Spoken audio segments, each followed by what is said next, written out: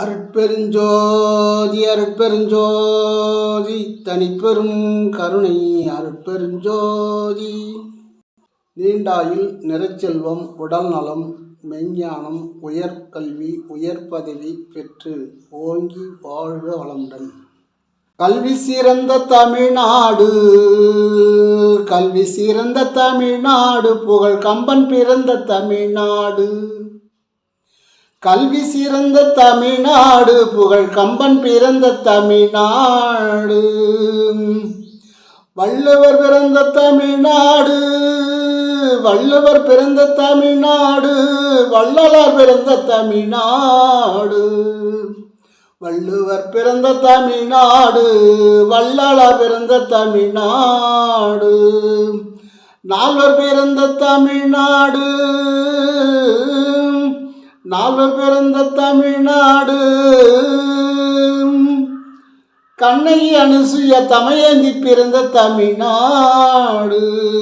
கண்ணகி அனுசுயா தமயந்தி பிறந்த தமிழ்நாடு. வான்புகழ் கொண்ட தமிழ்நாடு, வான்புகழ் கொண்ட தமிழ்நாடு. வள்ளுவன் பிறந்த தமிழ்நாடு, வள்ளல் பிறந்த தமிழ்நாடு. கல்வி சிறந்த தமிழ்நாடு, கம்பன் பிறந்த தமிழ்நாடு. சிவ சிவ சிவ சிவ சிவ சிவ சிவ சிவாய நமக. இப்படி நம்ம தமிழ்நாட்டில் ஏகப்பட்ட ஞானிகள் சித்தர்கள் மெய்ஞானிகள் பிறந்து கொடான கோடி பேர்கள் இருக்காங்க. அதில் ஒரு சிலரை மட்டும்தான் நமக்கு தெரிஞ்சவற்றை நாம் சொல்கிறோம். இன்னும் கொடான கோடி பேர்கள் இருக்காங்க. அதுபோல் தமிழ்நாட்டில் பிறந்து தமிழ் மண்ணுக்கு பெருமை தந்து இந்தியாவிலே ஒரு முக்கியமான ஒரு மாநிலமாக தமிழ்நாடு திகழ்கிறது. எதனால் சொன்னால் ஆன்மீகத்தில். இங்கு ஆன்மீகத்திலும் சரி மற்ற துறைகளிலும் சரி இங்கு இருக்கக்கூடியவர்கள் ஒரு சிறப்பான ஒரு நுண்ணறிவு உள்ளவர்களாக இருப்பார்கள். அது எந்த துறையில் அவங்க இருந்தாலும். ஆகையினால எல்லோரும் பிறந்து சாதனை படைத்தனர். தமிழ்நாடு கண்ணகி பிறந்து சாதனை படைத்தாங்க.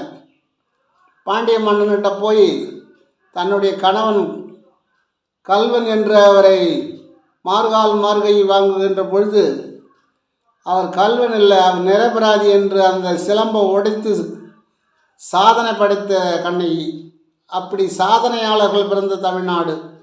ஆனால் எவ்வளோ சோதனைகள் வந்தாலும் இவர்கள் சாதனை படைப்பார்கள். பார்ப்பதற்கு எளிமையாக இருப்பார்கள். அதனால் அனுசுயா சாதனை படைத்தவர், யமனோடு போராடியவர், கணவன் உயிரை மீட்டவர், தமயந்தி. இப்படி ராணி மங்கம்மா இப்போ இடையில் வந்தவங்க. இப்படி நிறைய கோடான கோடி பேர்கள் வந்திருக்கிறார்கள். தமிழ்நாடு அதுதான் சொல்கிறாங்க, கல்வியில் சிறந்தது தமிழ்நாடு. தமிழ் தான் எல்லா மொழிக்கும் தலைமொழியாக இருக்கிறது.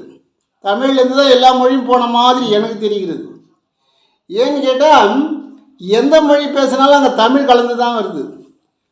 எந்த நாட்டுக்கு போனாலும் அங்கே இருக்கிற மாடு அம்மான்னு தான் கூப்பிடுது, மம்மின்னு கூப்பிடல, அம்மான்னு தான் கூப்பிடுது.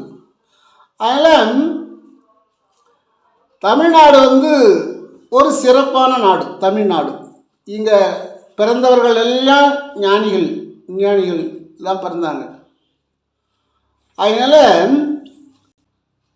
இங்கு இருக்கின்ற இப்பொழுதும் இருந்து கொண்டு இருக்கிறார்கள். ஆனால் வெளி உலகத்துக்கு தெரியவில்லை. இப்பொழுதும் ஞானிகள் இருந்து கொண்டு தான் இருக்கிறார்கள். ஆனால் ஏன்னு கேட்டால் இந்த இருக்கக்கூடிய சூழ்நிலையில் அவங்க வெளி உலகத்துக்கு வர முடியாது. அதுபோல் வள்ளல் பெருமான் சென்னையிலேருந்து வரும்பொழுது விழுப்புரம் அருகே பனையபுரம் என்ற ஒரு ஈசனுடைய ஆலயம் இருக்கிறது. பனையபுரத்தில் அவர் அந்த பாட்டை வழியாக வருகின்ற பொழுது இதோ சிவன் ஆலயம் தெரிகிறது, இங்கே சற்று இறைவனை சிந்தித்து விட்டு செல்லலாமே அப்படி என்று அங்கே செல்கிறார். அந்த சிவன் ஆலயத்துக்கு செல்லுகின்ற பொழுது அங்கே திருமணம் நடைபெற்று கொண்டு இருக்கிறது.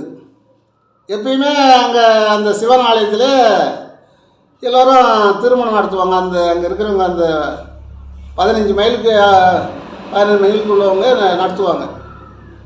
பனையபுரம், திருவாமூர் அப்படின்ற ஊரெலாம் கல்யாணம் நடக்கும். கொஞ்சம் எளிமையானவர்கள், அங்கே வசதி கம்மியானவர்கள், ஏழைகள்லாம் போய் அங்கே இறைவனுடைய அந்த ஆலயத்தில் திருமணம் நடத்துவார்கள்.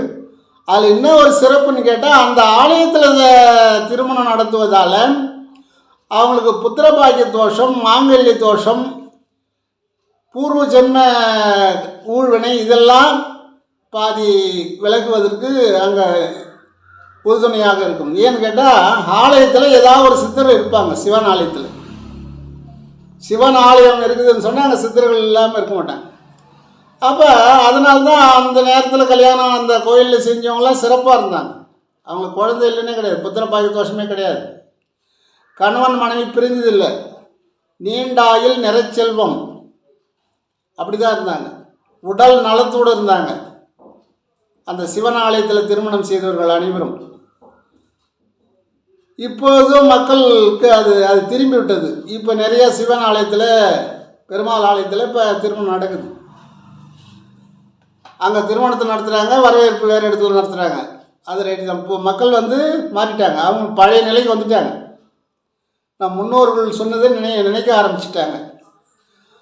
அப்போ பனையபுரம் அந்த கோயிலுக்கு வல்லபெருமான் சென்று பார்க்கின்ற போது, இறைவனை வழிபட்டு விட்டு வெளியே வருகின்ற பொழுது ஒரு பெரியவர் ஐயா சாப்பிட்டு போங்க அப்படின்னா. ஏன்னா கல்யாண வீட்டில் எப்பவுமே சாப்பாடு போடுவாங்க. ஏன்னா அந்த காலத்திலேயே சாப்பாட்டுக்கு முக்கியத்துவம் கொடுப்பாங்க. ஏன்னு கேட்டால், கல்யாணத்துக்கு சாப்பிட்டுட்டு வாழ்த்துனா அந்த பொண்ணு பிள்ளைகள் நல்லா இருப்பாங்க. பல பேர் வாழ்த்தும் போது அவங்களுடைய ஊழ்வினை போய்விடும், பூர்வ ஜென்ம ஊழ்வினையெல்லாம் போய்விடும், புத்திரபாக்கியம் உடனடியாக இருக்கும். அப்பொழுதெல்லாம் அந்த யாரும் எந்த ஹாஸ்பிட்டலுக்கும் போல, எங்கேயும் போய் குழந்தை இல்லைன்னு கோயில் சுற்றில எதுவுமே கிடையாது. ஏன்னா நடந்த கல்யாணமே திருமணம் சிவனுடைய ஆலயத்தில். சிவசிவா என்றாலே தீவினை அகன்றிடும், சிவன் ஆலயத்திலே நின்றாலே அகன்றிடும். அதான் வல்லபெருமான் சொல்வார், பார்த்தாலும் படித்தாலும் பக்க நின்று கேட்டாலும். படிக்க முடியல, இல்லை பார்க்க முடியல, பக்கமாக நின்று கேட்டாலும் உங்கள் பாவம் விலகிவிடும் அப்படின்னு. அதுபோல் இந்த சிவன் ஆலயத்திலிருந்து அவர் வெளியே வருகின்ற பொழுது ஒரு பெரியவர், தம்பி நீங்கள் சாப்பிட்டு போகலாமே அப்படின்னார்.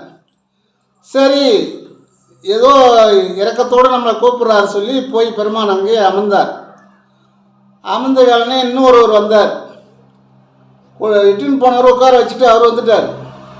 வேற ஒருத்தர் வந்தார், ஐயா கொஞ்சம் அவங்க சொந்தக்காரெலாம் நிற்கிறாங்க, நீங்கள் அடுத்த பந்திக்கு சாப்பிட்லாம், கொஞ்சம் எழுந்துருங்கன்னார். சரின்னு சொல்லி அவர் எழுந்துட்டார். ஏன்னா அப்போ கட்டியிருந்த ஒரு ஆடையானது அழுக்காடை, கொஞ்சம் அழுக்காக இருந்தது.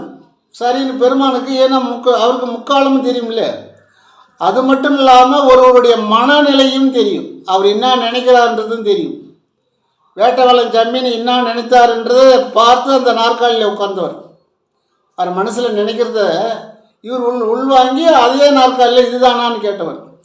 அதுபோல் அந்த தம்பி சொல்கிறத பார்த்தா அவருடைய ஆடை இதாக இருக்குது, இவர் யாரோ ஏழ்மையானவர், இவர் உறவினர் அல்ல, யாரோ வழிபோக்கர், இவர் அடுத்த பந்தி சாப்பிட்டுன்னு அவர் வெளியே கொண்டு வந்துட்டார். உடனே வெளியே வந்தாக்க புதிய ஆடைகள், பளபளன்ற ஆடைகள், ஞானிகளுக்கு சொல்ல வேணும், பளபளன்ற ஆடையை கட்டிக்கிட்டு இப்போ மறுபடியும் போனார். அந்த பந்தியிலே போய் அமர்ந்தார். ஆகாரம் பரிமாறினாங்க, சாப்பாடெலாம் வச்சு எல்லாம் சாம்பார் போட்டாங்க, வேறு எல்லாம் சாப்பிட்றாங்க. உட்காந்தார். இப்போ பக்கத்தில் உட்காந்துரு கேட்டார், ஏன் சாப்பி சாப்பிடுப்பா அப்படின்னாரு. இல்லை சாப்பிட்றதுக்கு மனம் இல்லை, வரேன்னு சொல்லி அந்த வெள்ளை ஆடையை கழற்றி அந்த இலையை பக்கத்தில் அதில் அவர் உட்காந்த இடத்துல வச்சுட்டு புறப்பட்டு வந்துட்டாராம். எல்லாம் என்னன்னு கேட்டாங்களாம், ஏன்பா இப்படி போகிற அப்படின்னு. நான் முதல்ல என்னுடைய உடல் பசிக்காக வந்தேன், ஆகாரம் கொடுக்கல. இப்போ உடைய நோய் பார்த்து ஆகாரம் கொடுத்துருக்காங்க, உடைக்கு தான் ஆகாரம் கொடுத்தாங்களே தவிர உடலுக்கு ஆகாரம் கொடுக்கவில்லை, அதனால் உடையே சாப்பிடட்டும், இந்த உடலுக்கு தேவையில்லைன்ட்டு வந்துட்டார். ஏன் அதை செய்தாலும் இந்த மக்கள் இப்படி செய்யக்கூடாது, எல்லாரையும் சமமாக நினைக்கணும். உட்கார்ந்தவங்கள எழுப்பக்கூடாது. சாப்பாட்டில் உட்கார்ந்தவங்கள எழுப்பினாலே பெரிய பாவம். அதனால் இவங்க இன்னமும் இந்த நிலையில் இருக்கிறாங்களே, இவங்களுக்கு ஒரு அறிவுறுத்தல் செய்ய வேண்டும், இவங்க மனநல இதிலிருந்து மாற வேண்டும் என்று அப்படி செய்தாராம். அப்போ அங்கே இருக்கிறவங்க அன்றைக்கே சொன்னாங்களாம், இது போல் யாராக இருந்தாலும் ஆகாரம் சாப்பிட கூடியவர்களை எழுப்பக்கூடாது. ஏதோ சின்ன பிள்ளையாக இருந்தாலும் நமக்கு அறிவுரை செய்துவிட்டு செல்கிறார். முருகன் ஈசனுக்கு பாடம் நடத்தியது போல் நமக்கு அந்த சின்ன பிள்ளையாக இருந்தாலும் நம்ம அறிவு கண்ணை திறந்து விட்டார் அப்படின்னு சொல்லி அங்கே இருக்கிறவங்க பெரியவங்க பேசிக்கிட்டாங்களாம். அதுபோல் அவர் ஆகாரத்துக்காக போகவில்லை, அங்கே இருக்கின்ற மக்களுடைய மனநலம் எப்படி இருக்கிறது. பல இடங்களுக்கு போனால் நமக்கு பல ஒரு புரியாத ஒரு விஷயங்கள்லாம் புரியும். சில மன மாற்றங்கள், மனம் எப்படி இருக்கிறாங்க மக்கள்னு தெரிஞ்சுக்கலாம். அப்படி இந்த பனையபுரத்தில் அப்படி ஒரு சித்து விளையாடினவர் வள்ளல் பெருமான். ஒரு நாள் கூடலூர் அப்பாசாமி செட்டியார் வீட்டில் வள்ளல் பெருமான் தங்கியிருக்கிறார். கூடலூர் அப்பாசாமி செட்டியார் வீட்டில் ஒரு நாள் தங்கியிருக்கிறாரு. அவர் கடைசி அறையிலே தங்கியிருக்கிறாரு. இரவு 12 மணி அளவிலே ஒரு உருவமானது உள்ளே வருகிறது. இதை முன்னாடி படுத்திருந்த அப்பாசாமி செட்டியார் மற்றவங்க கூட இருந்தவங்களாம் பார்த்துட்டாங்க.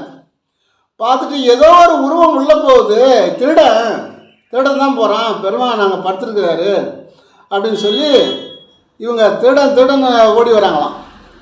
ஓடி வந்து கடைசி ரூமுக்கு இவர்கிட்ட வரும்போது, ஏங்க எங்கள் திருடன் வந்தாங்க பார்த்தியான்னு கேட்டாங்களாம். இவர் உட்காந்துருந்தாராம். உட்காந்துருக்கும்போது சிரிச்சாராம். என்னங்க சிரிக்கிறீங்க, திருடன் வந்தான், எந்த பக்கம் போனான் அப்படின்னு கேட்டாங்களாம். அவர் திருடன்ல, அவர் சித்தர் வந்தார், அவர் இந்நேரம் காசிக்கு சென்று இருப்பார் அப்படின்னாரு. இந்நேரம் காசியில் இருப்பார் அவர் அப்படின்னாரு. என்னங்க சொல்கிறீங்க அப்படின்னு கேட்டாங்களாம்.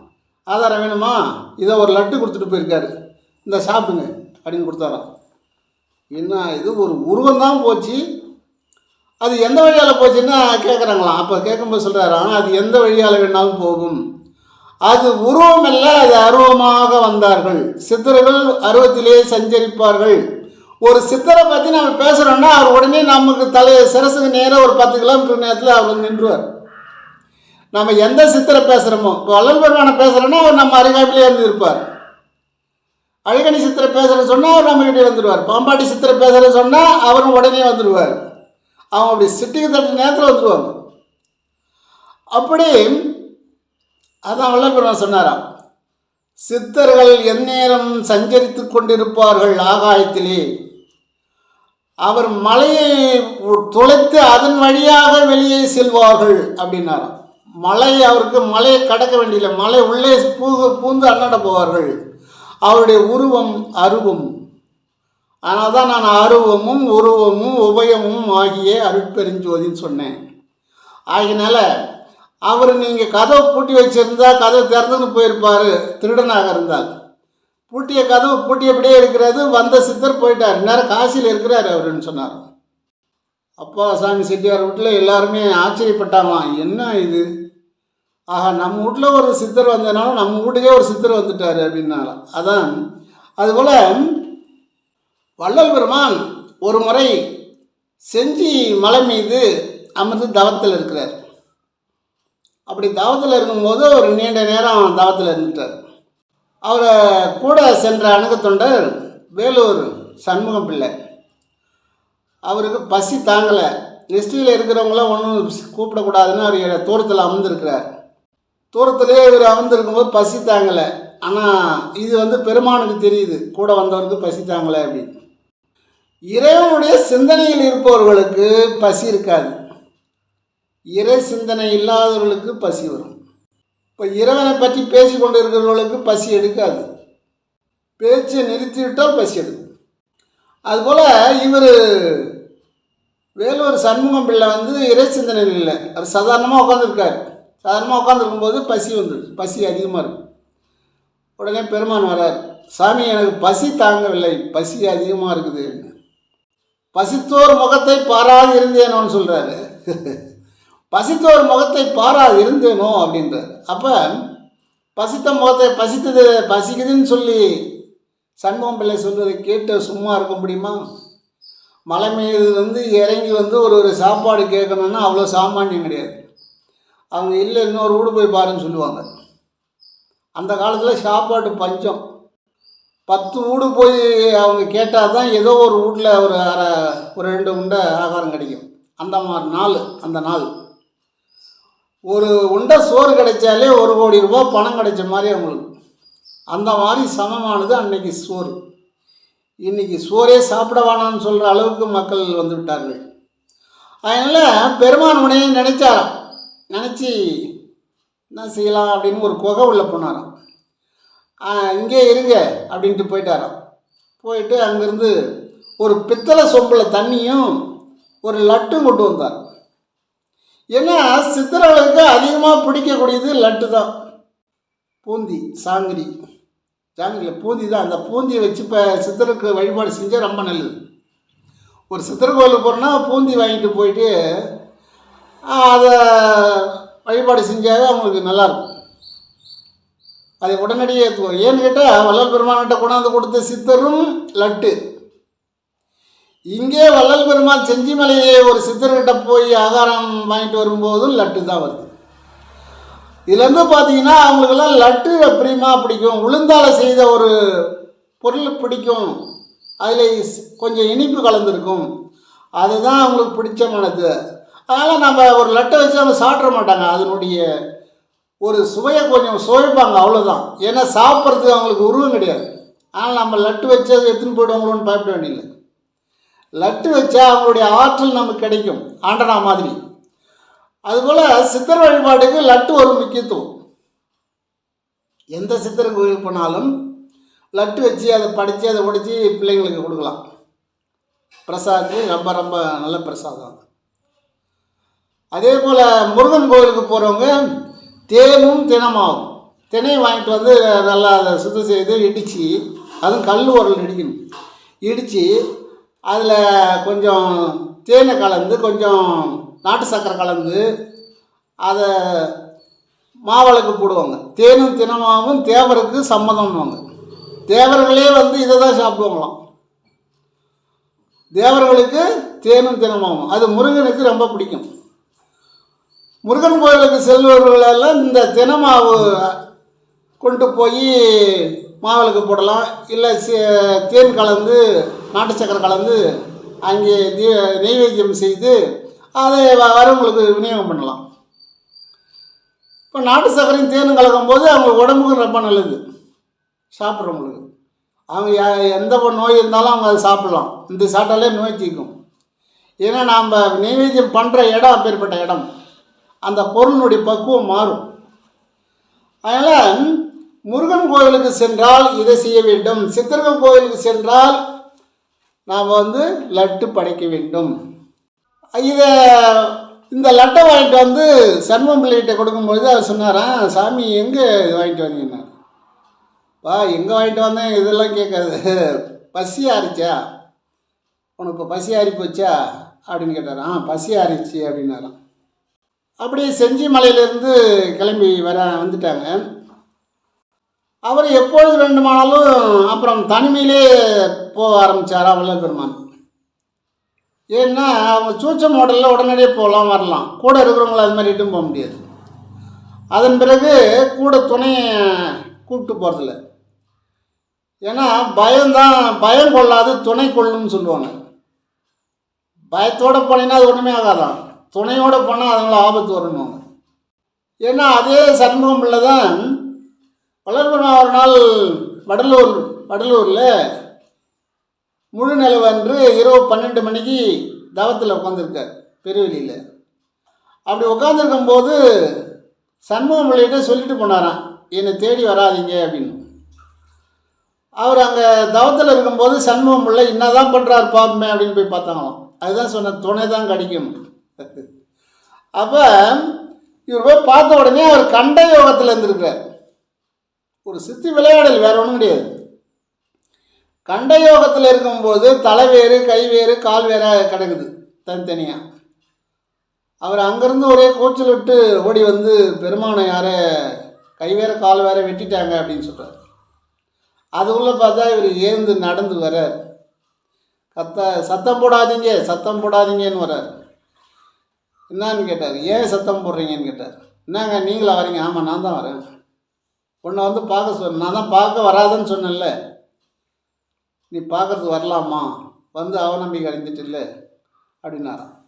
அதுபோல் அதனால் முதற்கொண்டு தனிமையிலே ஒரு நிறைய நாள் வந்து கொல்லையில் கழனியில் நெல் நடுற இடத்துல பார்த்தா ஒரு மேடு இருக்கும்.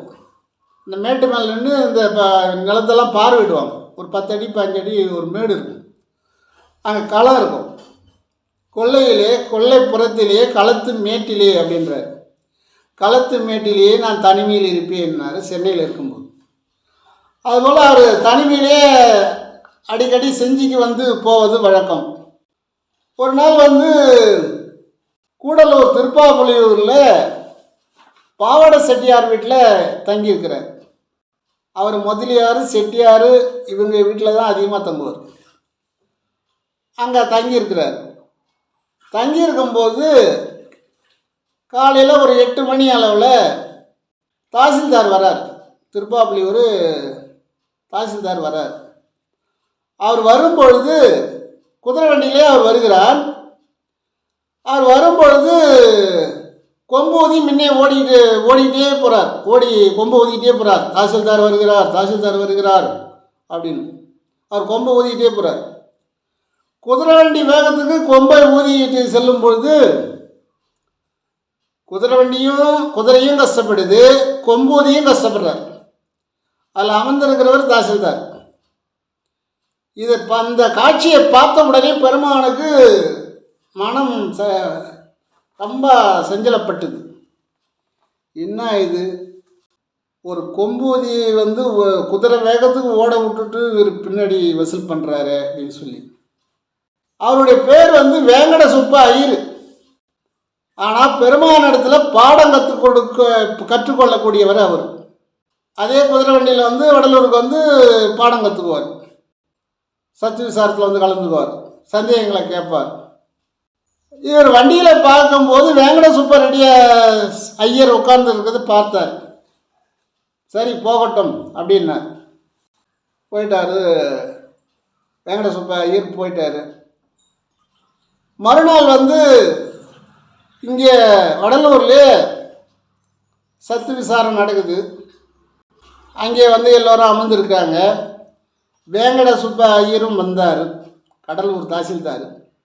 கூடலூர் தாசில்தார் அப்பொழுது கூடலூர் வந்து அமர்ந்திருந்தார். எல்லாருக்கும் சொற்பொழிவு நடத்தினார். எல்லாரும் அதை அப்போ சந்தேகங்களை தீர்த்துக்கிட்டாங்க.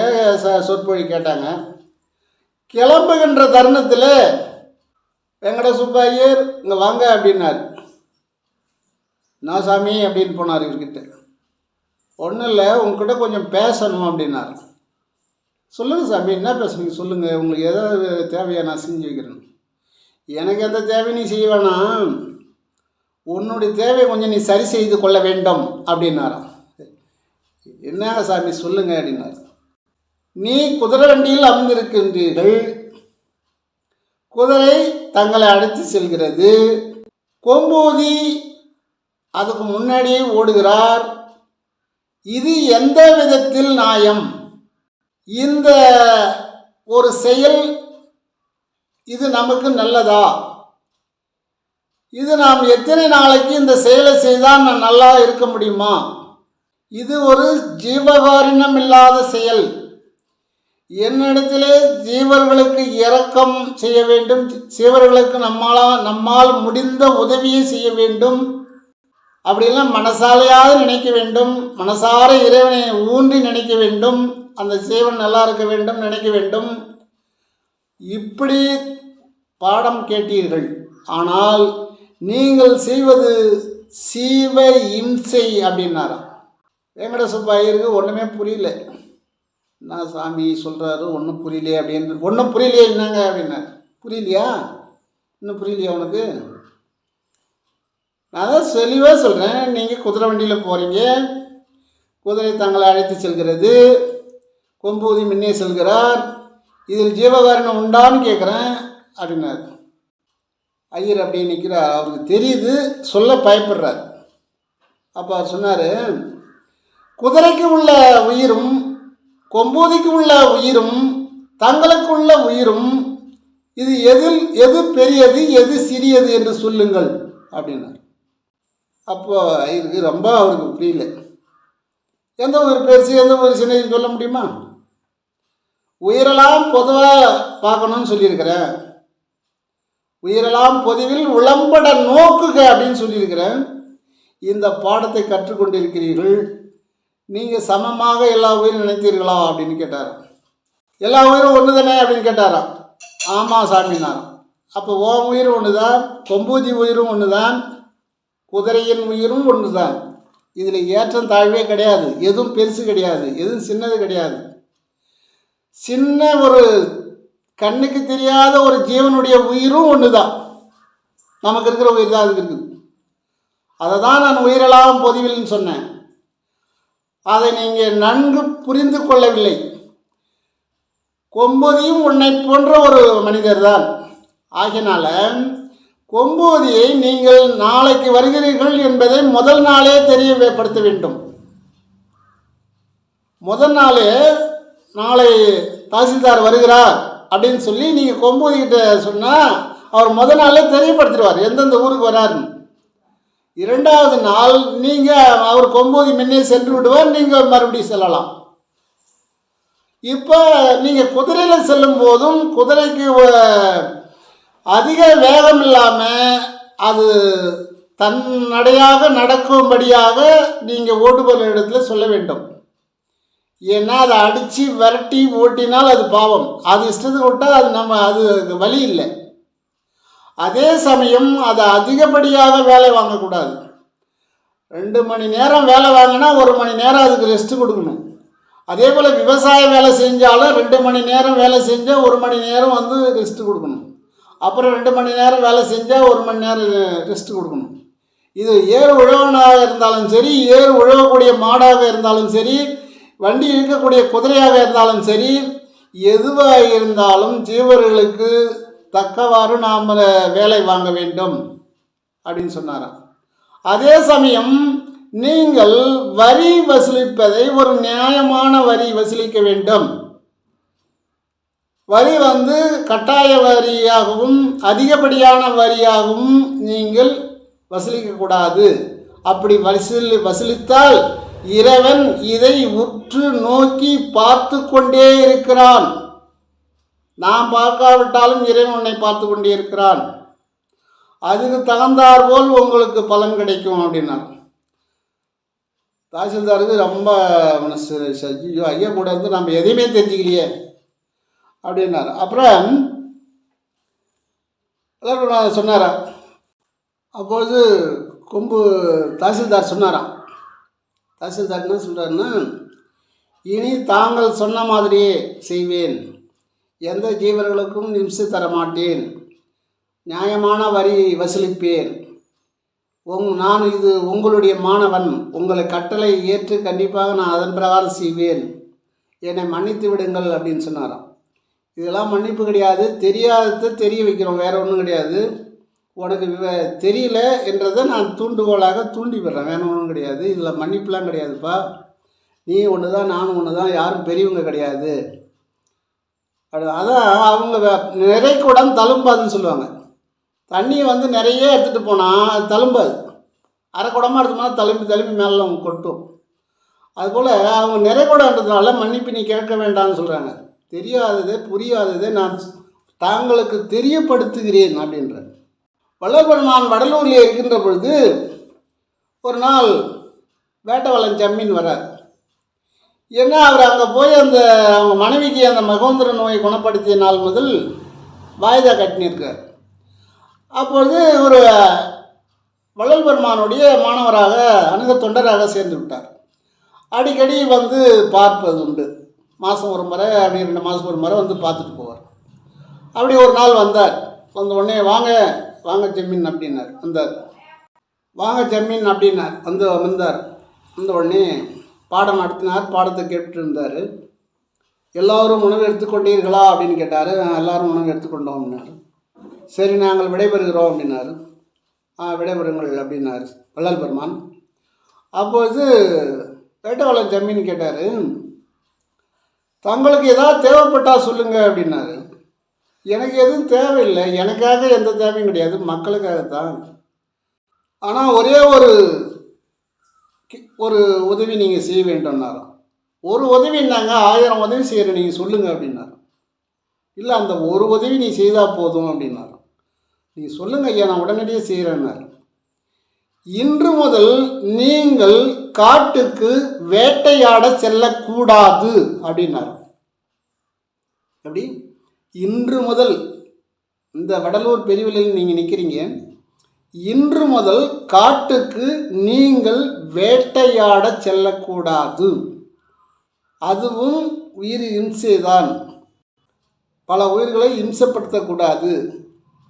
இன்று முதல் நீங்கள் சுத்த சன்மார்க்கியாக இருக்க வேண்டும், இந்த வேட்டையாடுறதுலாம் இருக்கக்கூடாது அப்படின்னார்.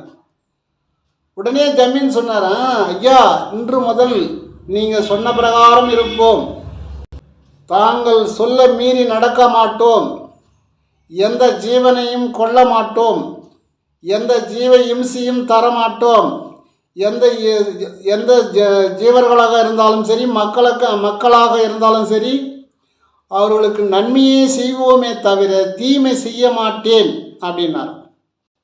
வேட்டையாடுவதை இன்றோடு விட்டு விடுகிறேன், இந்த பெருவெளியிலிருந்து இப்பொழுதே விட்டு விடுகிறேன் அப்படின்னார்.